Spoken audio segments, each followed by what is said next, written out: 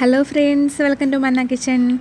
ഇന്ന് നമുക്ക് ഗോതമ്പ് പൊടിയും നേന്ത്രപ്പഴവും വെച്ചിട്ട് ഒരു അടിപൊളി വീറ്റ് ബനാന കേക്ക് റെഡിയാക്കി എടുക്കാം. ഈസി ആൻഡ് ടേസ്റ്റി ആയിട്ടുള്ള, കുട്ടികൾക്കൊക്കെ കൊടുക്കാൻ പറ്റിയ നല്ല ഹെൽത്തി ആയിട്ടുള്ള ഒരു വീറ്റ് ബനാന കേക്കാണിത്. വീഡിയോയിലേക്ക് പോകുന്നതിന് മുമ്പ് നമ്മുടെ ചാനൽ സബ്സ്ക്രൈബ് ചെയ്യാത്ത കൂട്ടുകാർ ഒന്ന് സബ്സ്ക്രൈബ് ചെയ്യണം കേട്ടോ. തൊട്ടടുത്തുള്ള ബെല്ലൈക്കൻ കൂടി എനേബിൾ ചെയ്തിട്ട് ഓൾ എന്ന ഓപ്ഷൻ പ്രസ് ചെയ്യാനും കൂടി മറക്കരുത്. അപ്പോൾ നമുക്ക് വീഡിയോയിലേക്ക് പോവാം. ആദ്യം തന്നെ നമുക്ക് ഈ ഒരു കേക്കിന് വേണ്ടിയിട്ട് ഒന്ന് ക്യാരമൽ ചെയ്തെടുക്കണം. അതിനായിട്ട് ഞാനൊരു പാനിലേക്ക് 1/2 കപ്പ് പഞ്ചസാര ഇട്ട് കൊടുത്തിട്ടുണ്ട്. ഈ പഞ്ചസാരയൊക്കെ മെൽറ്റായി നല്ല ഗോൾഡൻ കളറായി വരണം.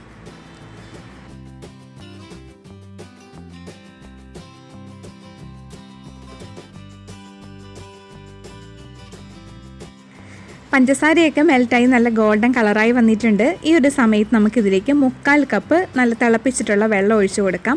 ഒന്നിച്ചൊഴിച്ച് കൊടുക്കേണ്ട, കുറേശ്ശെയായിട്ട് ഒഴിച്ചു കൊടുത്തിട്ട് മിക്സ് ചെയ്തെടുത്താൽ മതി. മിക്സ് ചെയ്യുന്ന സമയത്ത് ഇത് കട്ട പോലെ തോന്നും, അത് കുഴപ്പമില്ല. ഒരു 2 മിനിറ്റ് തിളപ്പിച്ച് കഴിയുമ്പോഴേക്കും അതങ്ങ് മെൽറ്റായിക്കോളും. വെള്ളം ചേർത്ത് കഴിഞ്ഞിട്ട് 2 മിനിറ്റ് തിളപ്പിച്ചതിന് ശേഷം നമുക്ക് ഫ്ലെയിം ഓഫ് ചെയ്തിട്ട് ക്യാരമൽ സിറപ്പ് തണുക്കാനായിട്ട് മാറ്റി വയ്ക്കാം.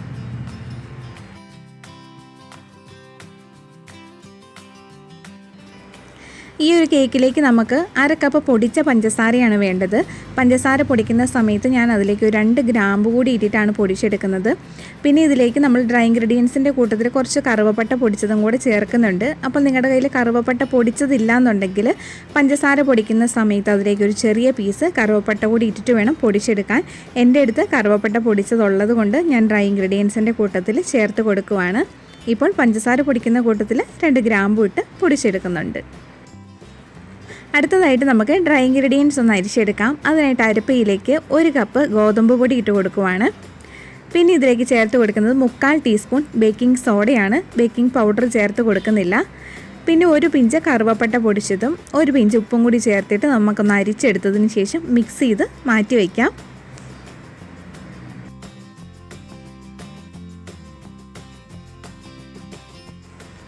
അടുത്തതായിട്ട് നമുക്കിതിലേക്ക് വേണ്ടത് നേന്ത്രപ്പഴമാണ്. ഞാൻ ഇതുപോലത്തെ ഒരു വലിയ പഴം എടുത്തിട്ടുണ്ട്. അത് നമുക്ക് കട്ട് ചെയ്തിട്ട് മിക്സിയുടെ ജാറിലിട്ടിട്ട് നന്നായിട്ടൊന്ന് അരച്ചെടുക്കണം. അടുത്തതായിട്ട് നമുക്ക് വെറ്റ് ഇൻഗ്രീഡിയൻസ് റെഡിയാക്കാം. അതിനായിട്ടൊരു ബൗളിലേക്ക് 2 വലിയ മുട്ട എടുത്തിട്ടുണ്ട്. അതൊന്ന് പതഞ്ഞ് വരുന്നത് വരെ ബീറ്റ് ചെയ്തെടുക്കാം. വിസ്ക് വെച്ചിട്ടോ അല്ലെങ്കിൽ മിക്സിയുടെ ജാറിലോ ബീറ്റ് ചെയ്തെടുക്കാവുന്നതാണ്. മുട്ട ചെറുതായിട്ടൊന്ന് പതഞ്ഞ് വന്നിട്ടുണ്ട്. ഈ ഒരു സമയത്ത് ഇതിലേക്ക് നമുക്ക് ഗ്രാമ്പൊക്കെ ഇട്ട് പൊടിച്ചിട്ടുള്ള 1/2 കപ്പ് പഞ്ചസാര കുറച്ച് കുറച്ചായിട്ട് ചേർത്ത് കൊടുത്തിട്ട് ബീറ്റ് ചെയ്തെടുക്കാം.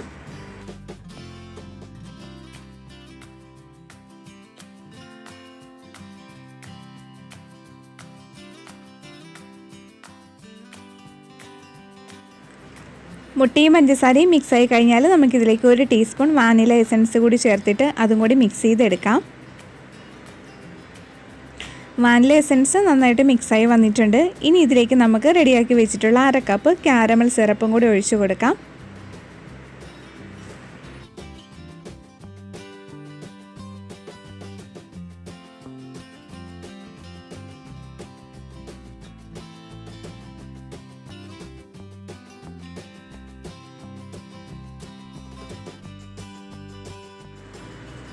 ക്യാരമൽ സിറപ്പും ഇവിടെ മിക്സ് ആയിട്ടുണ്ട്. ഇനി ഇതിലേക്ക് ചേർത്ത് കൊടുക്കുന്നത് 1/2 കപ്പ് വെജിറ്റബിൾ ഓയിലാണ്.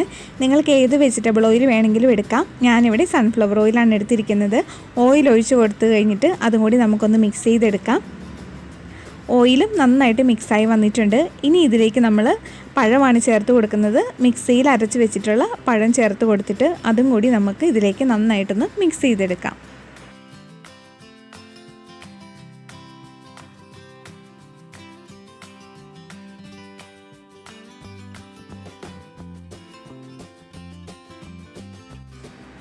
അങ്ങനെ എല്ലാം കൂടി നന്നായിട്ട് മിക്സ് ആയിട്ടുണ്ട്. ഇനി ഇതിലേക്ക് നമുക്ക് അരിച്ച് വെച്ചിട്ടുള്ള ഡ്രൈ ഇൻഗ്രീഡിയൻസ് കുറച്ച് കുറച്ചായിട്ട് ചേർത്ത് കൊടുത്തിട്ട് കട്ടയൊന്നുമില്ലാതെ കേക്കിൻ്റെ ബാറ്റർ റെഡിയാക്കി എടുക്കാം.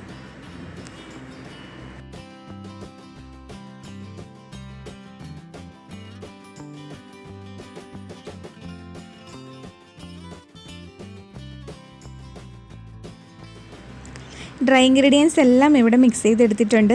ഇനി ഇതിലേക്ക് ലാസ്റ്റ് ഒരു 1/4 കപ്പ് കാഷ്നട്ടിലേക്ക് ഒരു ടേബിൾ സ്പൂൺ ഗോതമ്പ് പൊടി ഇട്ടിട്ട് ഒന്ന് മിക്സ് ചെയ്തിട്ട് അതും കൂടി ബാറ്ററിലേക്ക് ഇട്ട് കൊടുക്കുന്നുണ്ട്. ബേക്കായി വരുന്ന സമയത്ത് നട്ട്സ് അടിയിലേക്ക് താഴ്ന്നു പോകാതിരിക്കാൻ വേണ്ടിയിട്ടാണ് ഗോതമ്പ് പൊടി മിക്സ് ചെയ്തിട്ട് ചേർത്ത് കൊടുക്കുന്നത്.